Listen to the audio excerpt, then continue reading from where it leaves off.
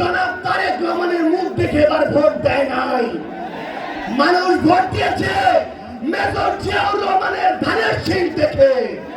মানুষ ভোট দিয়েছে বেগম খালেদা জিয়ার আপসহীন নেতৃত্ব দেখে।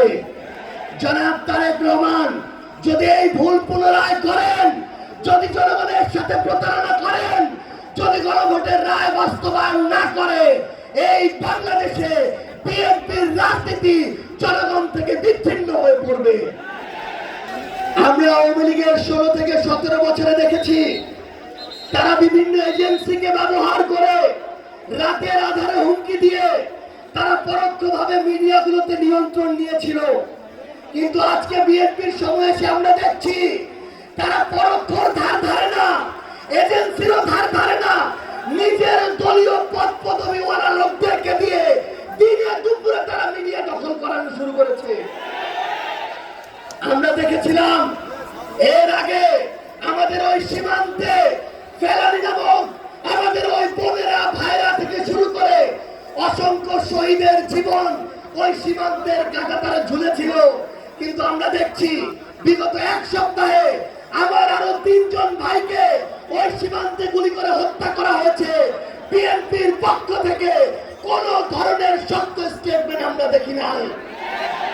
বিএনপির কাছে আমরা স্পষ্ট করে বলি, কোন দেশের কাছে, এজেন্সির কাছে, রাষ্ট্রের কাছে নিজেদের সার্বভৌমত্ব, সম্মান, আমাদের ভাইয়ের জীবন আমরা তাদের কাছে বন্ধক দিয়ে এই বাংলাদেশে কোনদিন আমাদের রাজনীতি প্রতিষ্ঠা করতে পারবো না। আমরা দেখছি আবার নতুন করে চাঁদাবাজি শুরু হয়েছে।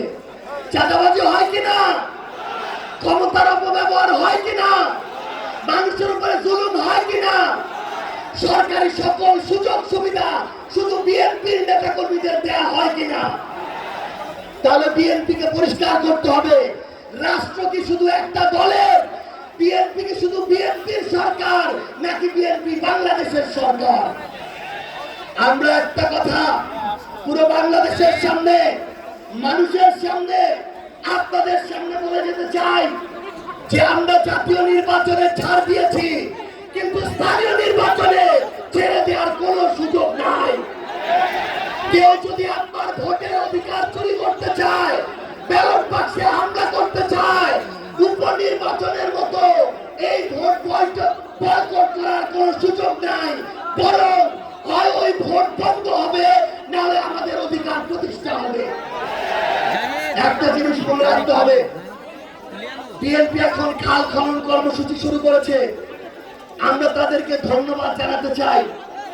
কিন্তু প্রিয় বিএনপি, প্রিয় তারেক রহমান, নদীতে যদি পানি না থাকে, পদ্মায় যদি পানি না থাকে, ওই খাল খনন করে আমার লাভ কি হবে?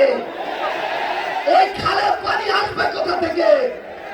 এই জন্য আমরা আমাদের জায়গা থেকে স্পষ্ট করে বলি, আমাদের গণভোটের রায় বাস্তবায়ন করতে হবে, আমাদের জুলাই সনদ বাস্তবায়ন করতে হবে, সংস্কার করতে হবে।